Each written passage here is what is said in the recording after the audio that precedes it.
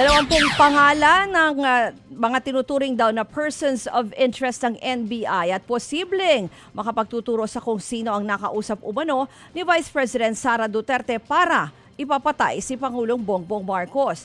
Isiniwalat yan ni NBI Director Melvin Matibag sa cross-examination sa kanya ng depensa sa pagpapatuloy po ng impeachment trial. Aniya, hindi rin iniaalis ng NBI ang posibilidad na isa sa mga natukoy na persons of interest yung mismong kinontrata ng bise. Paliwanag ni Matibag, kasama sa tinitingnan nilang persons of interest ang ilang uniform personnel at mga miyembro ng security group mismo ni VP Sara. Ayon pa kay Matibag, nasa 6 to 7 out of 10% ang chance na matutukoy nila ang mismong hitman. Narito po ang pahayag ni Matibag. We are narrowing it down already to less than 20 individuals at may mga pangalan na po kami nito. Sa katunayan po, yung iba po rito, kausap na po namin yung kanilang mga pamilya o kakilala.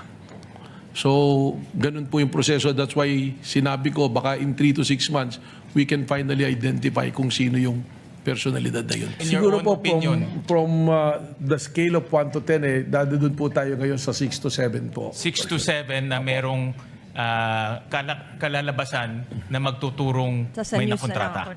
Tama. Natanong naman ng depensa si Matibag kung ang pakay ba ng kanilang investigasyon ay para lang mabuo ang kaso o itong impeachment laban kay VP Sara. Sagot ni Matibag, naniniwala silang consummated o nagawa na ang betrayal of public trust. Doon pang sinabi na mismo ni VP Sara ang pagbabanta laban sa Pangulo. Kaya sa unang banda, hindi na daw kailangan pang palakasin itong kaso laban sa bise. Pakinggan natin ang pahayag na yan. The betrayal of public trust as the issue in the impeachment court, we don't need to investigate even if we pinpointed the person contracted. Because the point being is, the betrayal of public trust was already been consummated when she publicly admitted, there is already an admission that she contracted a killer. Kinwestiyon naman ni Senator Judge Robin Padilla ang aniyay paiba-ibang pahayag ng self-confessed hitman ng Davao Death Squad na si Arturo Las Cañas. Nung isang araw po kasi inilabas itong isinumite na affidavit ni Las Cañas sa International Criminal Court. Binanggit po yan dyan sa impeachment trial. At sa gitna naman ng pagtatanong ni Padilla kay Prosecutor Jervil Luistro, nagreklamo si Padilla dahil sa mga biglang nag-ingay sa korte. Pakinggan po natin yan. Alam niyo ba, bawal po ang ginagawa. Kindly maintain Presiding order officer, within the bawal court. po ang ginagawa nitong nasa harap natin. Hindi po sila allowed mag-ingay. Korte po ito. Judge I was Padilla. interrupted. With due apologies. Hiniling din ni Padilla na iwasan ang pagbibigay ng witness na may kaso umanong perjury o paghaharap ng witness sa may kasong perjury.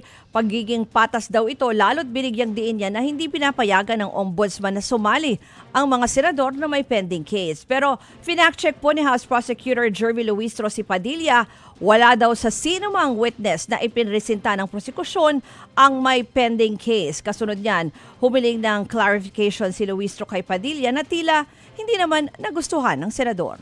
Ibig niyo pong sabihin, yung mga senator judges dito ngayon na humaharap sa kaso na hindi po pinapayagan ng ombudsman at hindi pa rin sila guilty, ano pong ibig nyo sabihin? May I be clarified, Your Honor, on your last question about the senator you said are facing cases? Alam niyo po, malinaw na po yung sinabi ko and wala po kayong karapatan magtanong. Diliwanagin nga po. I think Senator Judge Padilla was making a manifestation and not posing a question to the lead prosecutor in relation to our two colleagues. Bago po yan, hiniling din ni Padilla na sana raw wag maging one-sided ang prosekusyon. Agad naman niyang sinagot ng prosecution panel. Hindi one-sided ang ating persecution. Ano? Yun ang quote for the day. Prosecution should really be one-sided, di ba? Because yun ang task ng prosecution. The defense is also one-sided because they have to prove the defense. Siguro mas nakakapagtaka pag naging neutral ang prosecution. At lalong nakakapagtaka kung i-defend namin yung respondent. Matapos namang mapahaba ang pagtatanong ni Padilla, umalma si Senator Judge Raffy Tulfo. Tila mas mahaba raw kasi ang oras ng mga taga-minorya na magtanong. Pero sabi ni Escudero, walang majority o minority pagdating sa impeachment court. Narito po ang pahayag ni Tulfo. Pag sa kabila, pinapayagan sila 5-10 minutes. Bakit pag sa amin, sa majority, kinakat agad ni remind pagdating ng pagdating ng 2 minutes? I think nakakalata na kami. So dapat pag sinabing 2 minutes, 2 minutes. Pag sa amin sa majority, pag 2 minutes, pinipindot nito. 2-3 beses.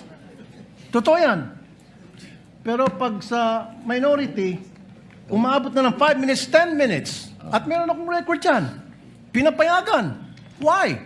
Mga kapatid, patuloy po kayong tumutok sa 105.9 True FM para sa totoong balita, impormasyon, music, and entertainment. Mag-subscribe sa aming YouTube channel at podcasts. At sundan nyo rin po kami sa Facebook, Instagram, X, TikTok sa True Network PH. Bisitahin din po ang aming website, truefm.ph at panoorin kami sa True TV Signal Channel 19. Kami po ang 105.9 True FM.